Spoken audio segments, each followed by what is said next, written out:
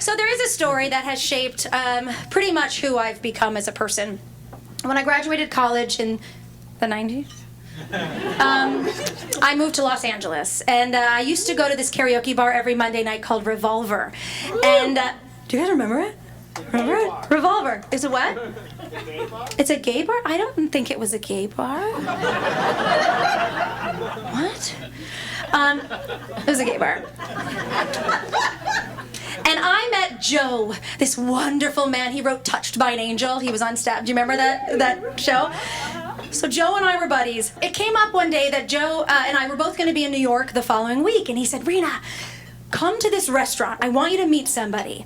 But when you get there, don't tell anyone how you know me. And don't be surprised when you see me. I thought, okay. So he writes the restaurant down on a piece of paper, because we didn't have cell phones, and go to New York. So I get in a cab, and I give the address to the taxi driver.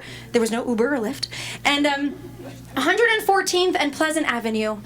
And I get taken up to Spanish Harlem, outside of this tiny corner restaurant. And I walk in, and it is a tiny restaurant with 10 tables. So it's about half the size of this room, possibly smaller. And there at the center table, I see my friend, Father Joe. Full blood. Oh, he was lying. So he had a collar, and he was Father Joe. And so I'd walked into this restaurant called Rayo's, and you might see their tomato sauce in the stores. Don't buy it. And then I sit at the center table, which was owned by Sonny Grosso. Sonny Grosso was a cop for many years, and he broke the French Connection case. And then he went on to make the movie, and Roy Scheider played Sonny. And then he left the beat, and he became a producer. So he owned this table, and that's who Joe wanted me to meet. So I sit down, and there's Sonny, and there's Father Joe, and there's Supreme Court Justice Edwin Torres, who wrote Carlito's Way, and there's Nikki the Vest, and Frankie the Nose, and Johnny Roast Beef. Real people. And all of a sudden, Frankie Pellegrino, there's a jukebox. There's just a jukebox. And he turns the jukebox on and he starts singing My Girl, and everyone's singing along, all 25 people. And then Joe says, Rena, get up and sing. I want Sonny to hear you sing. And I was like, no. Okay, what? What do I sing? So I go over to the jukebox, and there's one song by a fellow Jew. And I was like, I know that song. So all of a sudden, he plays it, and I start, don't tell me not to live, just sit and putter. Life's candy and the sun's a ball of butter. And I was like, 2 Jews in Rayos. This is a fucking miracle. So I sit down, and Sonny's like, I'm good. You want to see my piece? And his piece. Hashtag me too. It's not that piece. He had many pieces on him. And so I sang, and then after that, it was a great night. We had lemon chicken and sauce, and then I go back to LA, and Sonny gets in touch with me because he wants me to start singing with Michael Amante, this opera tenor who was doing concerts. So he started to hire me sort of as a manager, and I would go sing with Michael, and Michael would make all the money, and I'd make no money, and that's what happens. Still happening. So a year later, I go on tour with Les Miserables. They moved me to the Broadway production, and we have off Mondays, so I start going up to Rayo's every Monday night as a guest of Sonny Grosso. And every week, different people are at the table. Don Rickles would be there, Regis Philbin, Yogi Berra was there one night. And every week, Frankie all of a sudden would hit that jukebox, and then I got so comfortable I started singing, Hey Mr. Frankie, here I am. And then I would just fuck around with the song, but suddenly my picture was on the wall, and I was like, I was a staple of this Italian culture. Born and raised Jew, by the way, but I loved it because it felt like a Passover Seder every week. Because there was food, there was loud people. I was singing because my fucking mother made me sing at every Passover Seder. But I loved it. And all my friends knew that I went up there, and they'd call me Tuesday morning, go, who'd you meet, who'd you meet, who'd you meet? So I get up there one Monday night, and the place is packed, and there's men in dark suits standing outside. This is 2002. And I go in, and Bill Clinton is sitting there. It's before his heart attack, before he got all skinny. And I, jaw on the ground, natural brunette New Yorker, and I was like, you're so sexy. So I was just like in awe. And then Frankie's like, Rena, sing. And I was like, okay. And I don't know how it happened, but this is what happened. And I sang, hey, Mr. Clinton, here I am. I'll march my band out. I'll beat my drum. I don't know what happened. Whether it was the Montepulciano. But I finished the song, and the place rose up on its feet, and he's up on his feet. They'd never stood before. And he comes over, and I'm just like, oh, don't pee. And he says, in this voice, you made my week. And I say, thank you, I have to go call my mom. So my parents had a rule that you can't call them after 10, but I called them, and I go, Mom, and I go back inside, and I sit down, and he comes over, and he puts his hand on my shoulder, and he says, so, where's your mom from?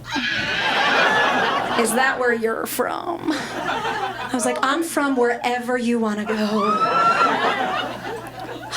It was just delicious. So I survived. I took a picture. And the next week, I'm like, nothing fucking topped that. By the way, I'm sorry if I use the F word. I'm sorry. It's just a Queen's 4th generation. It's the same word as boat in my mind. So I get up there, and Billy Joel is sitting at the center table. All the bills. All fucking bills. So Billy is sitting there, and I was like, hi. And thank God I didn't have to sing Don't Rain on My Parade. I sing, time to say goodbye. I did that whole thing with Michael Amante, because anyway. So, fast forward now to the Monday night, 2003, before Christmas was going to be that Wednesday. And I know because I had tickets to the Matzo Ball. The Matzo Ball is a party for single Jewish girls in New York, where you hope your night will end with a matzo ball on your face of some kind.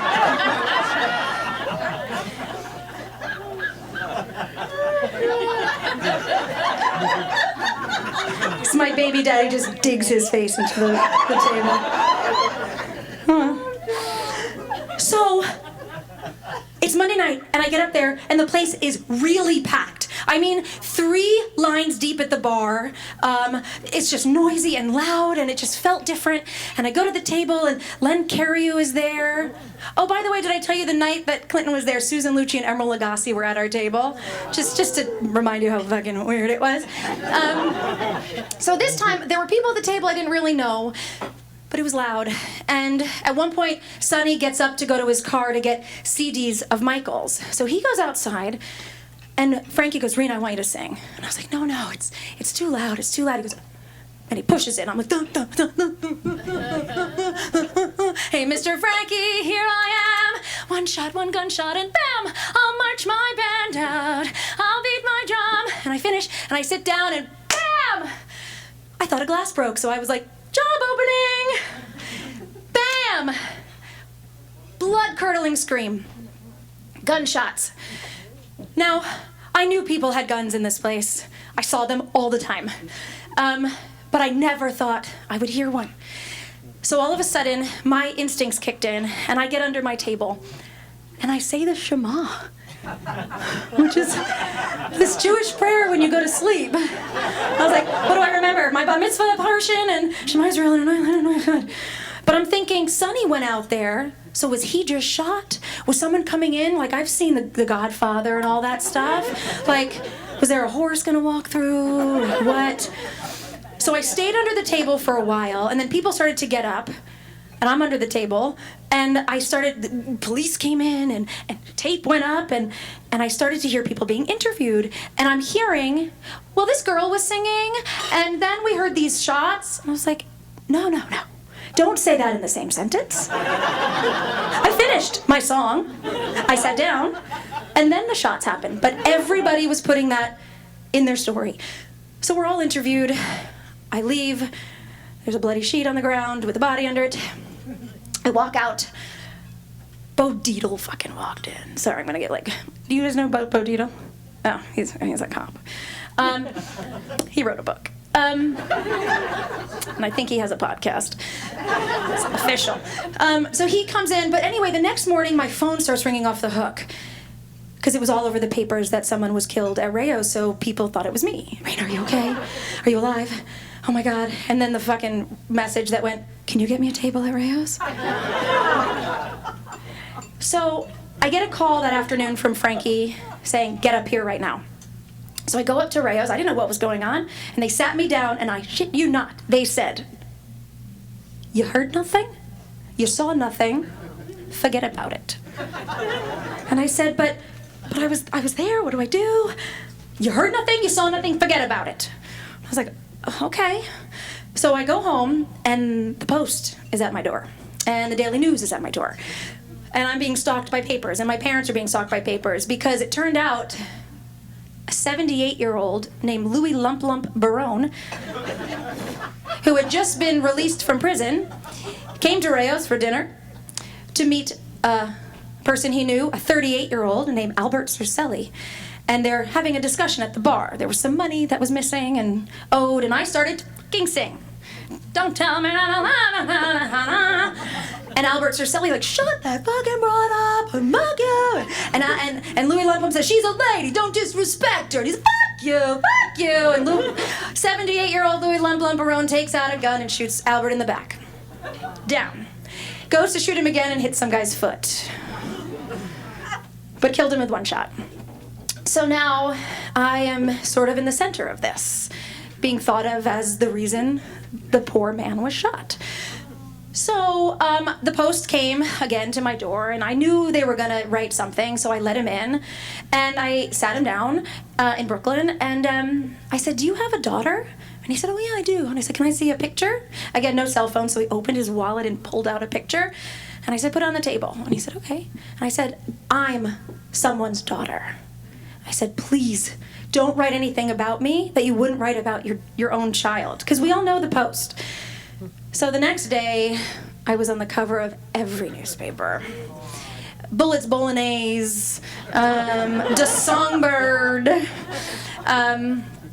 pretty awful. Actually, Nick, I do have a few pictures. Oh, so by the way, after that, I couldn't go to the matzo ball. My parents would not let me go to the matzo ball, so they made me go upstate to where they live. Yeah. Okay, so this is Rayo's. Let me just go over here. Can you see? There's No. Oh, sorry, Christine. This is the back of Sonny's head. This is Louis. No, Edwin Torres. That was my natural hair color. Yeah. So it's tiny. Okay. What else do we got? There's just a few here. That's Sonny Grosso. All right, go. Christine, that's a picture of me and Bill Clinton. You see how he's more full, like filled out? Oh my God. Okay, keep going. That's Billy Joel. Oh, there. Oh wait, yeah, that's Billy Joel. Here's one of. Okay, go. Yeah, that's the. That was the guy who was shot. The victim, the songbird, songfella, bullets bolognese at Rayo's as wise guy whacks a wise guy who insults singer. Yeah, and there's one more. Oh yes. That says Murder at Rayo's Swan Song. Diva Diss sparked Geezer's gunfire. Yeah, that was I was playing Jenny Lind in a production of Barnum with Peter Scolari. That's what that picture's from, and that's what they got from the internet. Yeah, it's pretty horrible. And oh, that's true. And just so you know, Law and Order did make an episode about it. I was replaced by a blonde. I didn't get to play myself, and that episode was pretty like. Hey, now you know how blind people.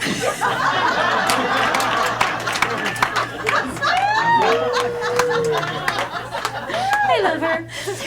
So the moral of my very long story is that being under that table, and what's crazy is when I was thinking about this story the other day, being involved in a shooting used to be a rare thing.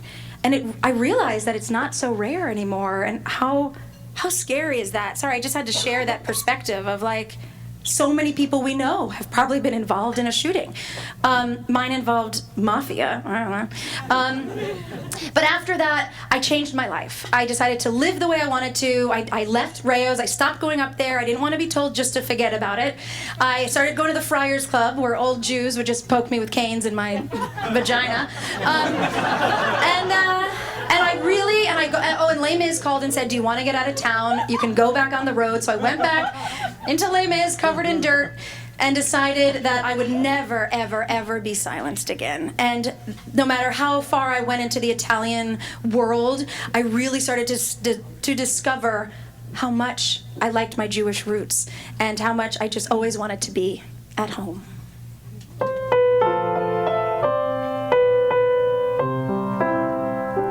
Well, I'd like to visit the moon on a rocket ship high in the air. Yes, I'd like to visit the moon, but I don't think I'd like to live there. Though I'd like to look down at the earth from above, soon I'd miss all the places and people I love. So although I might like it for one afternoon, I don't want to live on the moon. I'd like to travel under the sea. I could meet all the fish everywhere. Yes, I'd travel under the sea, but I don't think I'd like to live there. I might stay for a day there if I had my wish, but there's not much to do when your friends are all fish, and an oyster and clam are in real family. I don't want to live in the sea. I'd like to visit the jungle, hear the lions roar, go back in time and meet a dinosaur. There are so many strange places I'd like to be, but none of them permanently. So if I should visit the moon, I will dance on a moonbeam, and then I will make a wish on a star, and I'll wish I was home once again. Though I'd like to look down at the earth from above, soon I'd miss all the places and people I love. So although I may go, I'll be coming home soon, 'cause I don't want to live on the moon. No, I don't.